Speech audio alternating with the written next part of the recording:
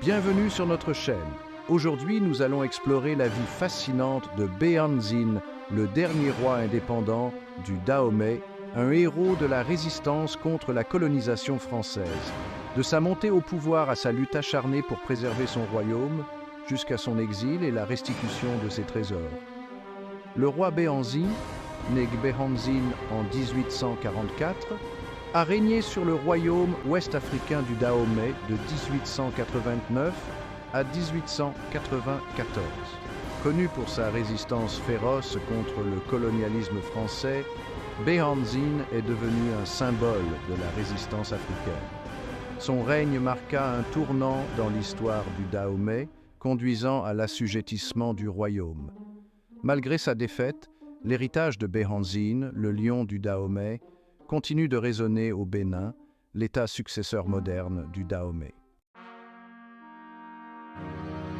Béhanzin, qui signifie l'œuf du monde ou l'univers en devenir, est né à une époque de prospérité et de pression extérieure croissante pour le Dahomey. Il était l'un des nombreux fils du roi Glélé, un dirigeant qui avait considérablement étendu le territoire et l'influence du Dahomey. Bien qu'il n'ait pas été initialement destiné au trône, Béhanzin a reçu une éducation complète, y compris une formation militaire.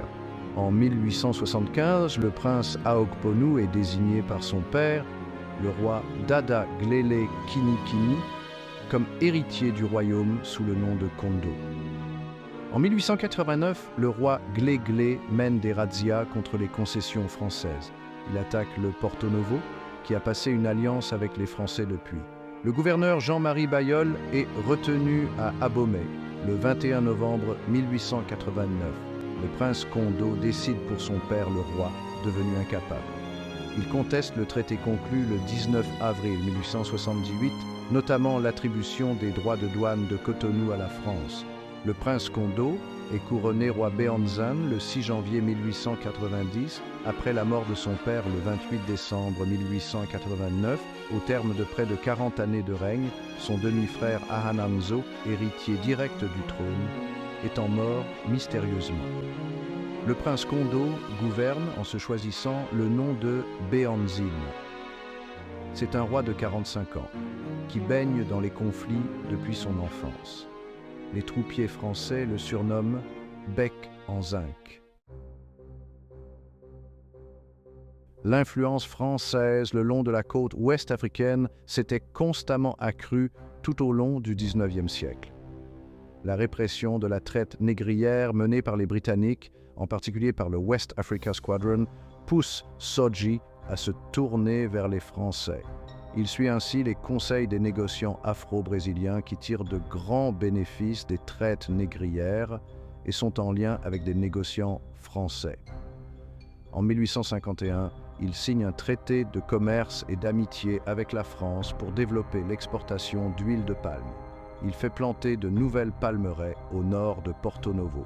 Le 23 avril 1861, les Anglais bombardent la ville. La maison de négoce fondée par Louis-Théodore Victor Régis demande la première intervention militaire française à terre et la création de l'éphémère protectorat de Porto Novo, un premier signe que les puissances européennes ne toléreraient plus longtemps les petits royaumes africains. Les ambitions françaises se sont rapidement tournées vers le contrôle territorial. Le 25 février 1863, le roi conclut un traité de protectorat par lequel il autorise les missions françaises à s'installer dans son royaume pour propager le catholicisme et cède à la France ses relations extérieures. À sa mort, en 1864, Micpon prend le pouvoir, dénonce le protectorat français et le fils de Sodji, Tofa, est contraint à l'exil. Le Dahomey, avec son accès côtier et sa forte armée, représentait à la fois un obstacle et une menace pour les ambitions expansionnistes françaises. Béhanzin, profondément conscient de la menace française, a adopté une double approche. Il a tenté de maintenir des relations diplomatiques avec la France tout en renforçant les défenses du Dahomey et en recherchant des alliances avec d'autres royaumes africains. Cependant, ces efforts se sont avérés insuffisants pour dissuader l'agression française et les tensions ont continué de s'intensifier. La première guerre franco-dahoméenne, déclenchée par des disputes sur le contrôle territorial et l'ingérence française dans la sphère d'influence traditionnelle du Dahomey, le 19 février 1890, les troupes françaises débarquent à Cotonou. Elles sont insuffisantes pour contenir l'armée royale. La France tergiverse. Thérillon, chef militaire, et Bailleul, gouverneur, entretiennent une forte mésentente. Les forces françaises sont en échec. Behenzin, s'appuyant sur la longue tradition martiale du Dahomey, mobilisa son armée, y compris les célèbres Amazones du Dahomey, des régiments de femmes guerrières réputés pour leur discipline et leur férocité. Le roi Behenzin combat les Français, eux-mêmes un temps en rivalité sur place avec les Allemands et les Portugais. Les attaques sont incessantes. Du 23 février au 5 mai 1890, Behenzin prend des Français en otage, dont le père Alexandre d'Orgères, négociateur entre lui et le pouvoir français. Il les détient à Abomey. En mars 1890, Behenzin échoue à reprendre Cotonou. Le 18 avril 1890, Thérillon conduit une bataille victorieuse à Atiupa ou Achupa. La saison des pluies ainsi que les maladies figent les opérations militaires jusqu'à l'automne. Passant par Lagos, les renforts militaires du colonel Dodds arrivent à Porto Novo le 5 août 1890. Le 3 octobre 1890, la France installe un protectorat sur le Dahomey. En contrepartie, elle verse une rente annuelle de 20 000 francs au roi Behenzin. L'attribution des droits de douane revenant au roi par les Français entretient les tensions. Cette perte de revenus motive les hostilités. Behenzin prépare la guerre en se procurant une forte livraison de fusils modernes et de balles, et même de canons auprès des Allemands, en échange d'esclaves également désignés comme travailleurs. Le roi est particulièrement actif pour équiper sa troupe d'armes récentes et puissantes. Il s'adjoint même les services de conseillers militaires belges et allemands. L'armée technologiquement inférieure du Dahomey s'est avérée incapable de rivaliser avec la puissance de feu française et la stratégie militaire supérieure. La guerre a pris fin en 1892 avec le traité de Ouida, un accord qui a forcé le Dahomey à céder un territoire important à la France et à reconnaître le contrôle français sur les principales zones côtières. L'entre-deux-guerres est une période de paix instable. Le traité de Ouida n'a pas suffi à apaiser l'animosité entre le Dahomey et la France. La perte de territoire et l'imposition de l'autorité française ont irrité Behenzin, qui considérait le traité comme un revers temporaire. Il a profité de l'entre-deux-guerres pour reconstruire son armée, renforcer ses alliances et se préparer à une nouvelle confrontation avec les Français. La France, quant à elle, a continué de consolider son emprise sur la région, établissant un protectorat sur le Dahomey et empiétant davantage sur sa souveraineté. Cette période a été marquée par une série d'escarmouches et d'impasses diplomatiques, les deux parties se préparant à la reprise inévitable des hostilités. La deuxième guerre franco-dahoméenne est la dernière résistance de Behenzin. La deuxième guerre franco-dahoméenne, un conflit plus décisif, a éclaté en 1892. Cette fois, la France, déterminée à écraser une fois pour toutes la résistance dahoméenne, déploya une force plus importante et mieux équipée sous le commandement du général Alfred Amédée Dodds. Ils envoient 2164 hommes, dont des légionnaires, des tirailleurs, du génie et de l'artillerie. Ces soldats sont équipés du nouveau fusil Lebel et de sa baïonnette qui s'avère l'arme la plus efficace au corps à corps. Le royaume de Porto Novo fournit de son côté 2600 porteurs aux troupes françaises. Le Dahomey déploya de son côté 8800 soldats et 1200 Amazones du Dahomey. Les soldats fonds du Dahomey disposaient de 4000 à 6000 fusils, dont des carabines Mannlicher et Winchester achetées à des marchands allemands. À la mi-juin 1892, les Français organisent le blocus de la côte du Dahomey pour empêcher d'autres ventes d'armes. Ils débarquent le 4 juillet dans la basse vallée du fleuve Ouémé. Vers la mi-août, ils entament une lente progression vers Abomey, la capitale du Dahomey. Le 19 septembre, la colonne française s'installe à Dogba, sur les bords du fleuve Ouémé, 80 km à l'intérieur du Dahomey. À 5 heures du matin, une armée fond les attaques. Après environ 3 heures de combat où les fonds recherchent le corps à corps, les légionnaires parviennent à rétablir la situation, malgré une tentative de la masse ennemie de les submerger. L'armée dahoméenne se retire avec de lourdes pertes. Aux abords du bivouac gisent 132 cadavres ennemis. Mais 2 officiers, dont le commandant Forax, sont tués, ainsi que 2 légionnaires et 3 tirailleurs. Le capitaine Batreau, commandant la première compagnie, prend la tête du bataillon. Un pont et un fort sont construits à Dogba. Le fort est baptisé Commandant Forax. Les Français continuent leur progression vers le nord sur une trentaine de kilomètres avant de tourner vers l'ouest et abommer. La colonne française est attaquée le 4 octobre non loin de Djekbé par une armée sous le commandement du roi Behanzin. Après plusieurs charges qui sont contrées à la baïonnette, 2 compagnies de légion, appuyant 3 compagnies de la coloniale, se heurtent à 5000 guerriers. Les canonnières interviennent. Les fonds doivent battre en retraite. Le sous-lieutenant Hamelot est mortellement blessé. La bataille coûte encore à la Légion la mort d'un sous-officier et d'un légionnaire. Le Dahomey déplore 150 morts, dont 17 Amazones. Les Français capturent 3 Allemands, messieurs Schultz, Puch et Weckel, et un Belge, monsieur Anglis, dans les rangs de l'armée dahoméenne, et les fusillent. Après leur victoire à Kapogessa, les Français reprennent leur marche vers la capitale du Dahomey. Les Fonds, de leur côté, changent de tactique et multiplient les activités de guérilla pour ralentir la colonne de Dodds. Les Français mettent ainsi près d'1 mois pour parcourir les 50 derniers kilomètres jusqu'aux portes d'Abomey. Jusqu'au 15 octobre, lors de la progression, la Légion perd successivement les lieutenants Farail, Cornetto, Kiefer, Durbal et le capitaine Batreau qui sont blessés. Le mordant de l'adversaire ne fléchit pas. Le convoi est continuellement attaqué. La bataille décisive de la guerre a lieu le 6 octobre 1892 au village d'Adégon. Les Fonds attaquent de nouveau les Français, mais ils sont massacrés. 503 soldats Fonds sont tués, et le célèbre corps des Amazones du Dahomey y est détruit. En face, les Français comptent seulement 6 morts et 32 blessés. Le 15 octobre, alors que les Français bivouaquent à une trentaine de kilomètres de la capitale, pour réorganiser leurs forces et attendre les renforts. Les Fonds parviennent à les bloquer dans le village d'Akpa. Grâce à des attaques quotidiennes et à un corps des Amazones fraîchement reconstitué, ils empêchent les Français de sortir du village jusqu'à l'arrivée de ravitaillement. Les renforts arrivent le 20 octobre, commandés par le chef de bataillon Aodeoud. Après avoir reçu les parlementaires de Behanzin et devant leur manque de bonne foi, le colonel Dodd reprend la marche le 25 octobre. Le 26, les Français percent les lignes Fonds et reprennent leur progression.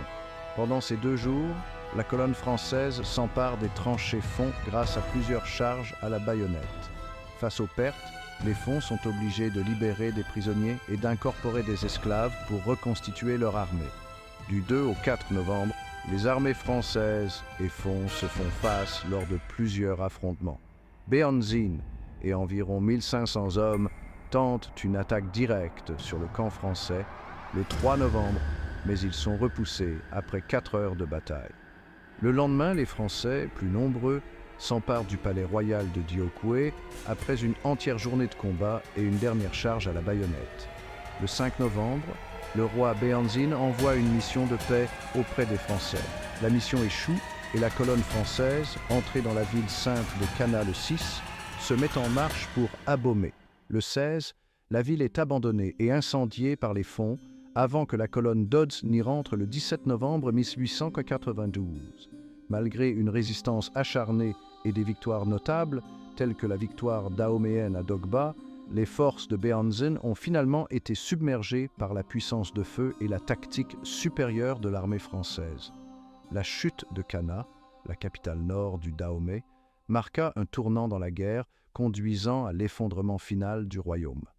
Le 4 novembre 1892, Alfred Dodds a vaincu l'armée du roi Behanzin. Le palais royal d'Abomey est pris et pillé par les Français.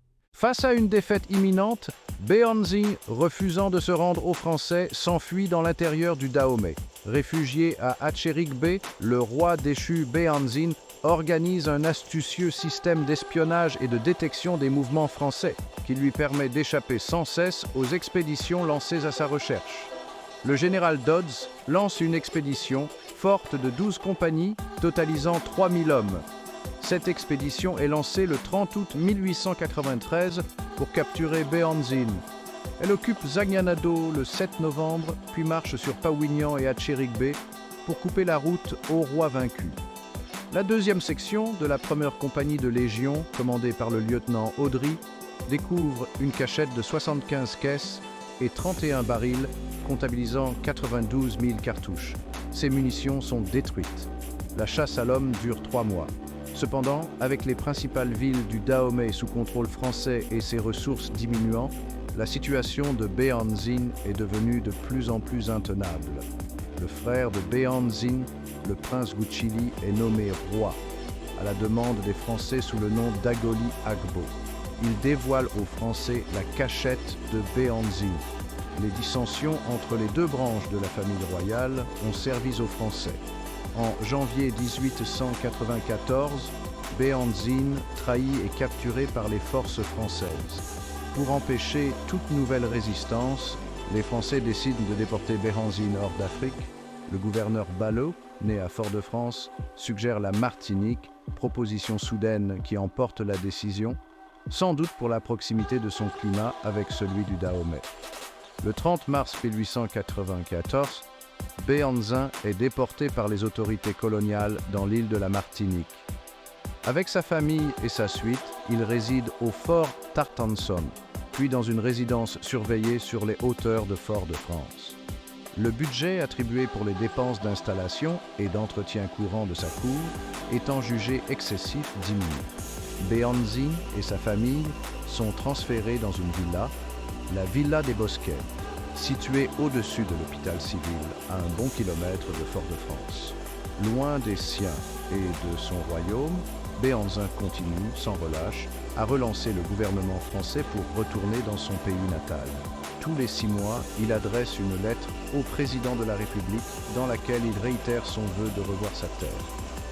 Ainsi, le député guadeloupéen Gaston Gerville-Réache plaide en sa faveur dans le journal qu'il a fondé avec Victor Schœlcher, le Moniteur des colonies. Cette lutte est relayée par Hildevert Adolphe Lara, directeur du journal La démocratie de la Guadeloupe. Il est rejoint par Francis de Pressensé, député du Rhône et président de la Ligue des droits de l'homme. Le gouverneur Moracchini émet également des rapports favorables pour mettre fin à l'exil de Béhanzin, mais en vain. Le gouvernement français tient compte des mises en garde de Victor Ballot, le résident en France du Dahomey, alors même que la colonie du Dahomey semble paisible. En 1906, après 12 ans d'exil en Martinique, les autorités françaises permettent à Béhanzin de quitter l'île pour retourner en Afrique. Toutefois, le navire sur lequel il embarque le conduit à Alger et non à Abomey, car le ministre des colonies, Albert Sarraut, le considère toujours comme un indésirable. Il s'installe finalement à Blida, où il passera ses derniers jours. Béhanzin décède le 10 décembre 1906 à l'âge de 62 ans, loin de son pays natal, et est enterré au cimetière Sainte-Eugène d'Alger. En 1928, sous la pression, notamment de son fils Wanilo, le gouvernement français autorise le rapatriement des cendres de Béhanzin à Abomey. Wanilo assiste à la cérémonie de retour de son père au Dahomey. Sa mort a marqué la fin d'une époque pour le Dahomey, signifiant la fin définitive de l'indépendance du royaume et son absorption dans l'empire colonial français. Cependant, l'héritage de Béhanzin, en tant que chef résilient et symbole de la résistance, a perduré. Le règne de Béhanzin et sa lutte contre les Français ont eu un impact profond sur le paysage culturel et politique du Dahomey et de son État successeur, le Bénin. Des décennies après la mort de Béhanzin, le Bénin réclame la restitution des trésors pillés lors de la prise d'Abomey. Les pièces du trésor de Béhanzin sont soigneusement emballées et renvoyées au Bénin. la caméra capture des scènes de réjouissance et de célébration à Abomey, où les objets sont reçus avec une grande émotion et fierté. Les chefs traditionnels et les descendants de Béhanzin prononcent des discours, soulignant l'importance de ce retour pour la mémoire collective et l'honneur du Dahomey. En 2020, l'Assemblée nationale française vote en faveur de la restitution des pièces du trésor de Béhanzin, y compris son trône. Ce geste symbolique marque un pas important vers la réconciliation et la reconnaissance des injustices du passé. Aujourd'hui, ces 26 objets sont exposés dans un espace muséal de plus de 2000 m², aménagé pour une exposition historique au sein de la maison du gouverneur et au fort portugais de la ville de Ouidah. En attendant l'achèvement du musée de l'épopée des Amazones et des rois du Dahomey à Abomey, les œuvres sont présentées de mi-2022 à 2025. Merci d'avoir regardé cette vidéo. N'oubliez pas de liker, de vous abonner et de partager pour plus d'histoires inspirantes. À bientôt.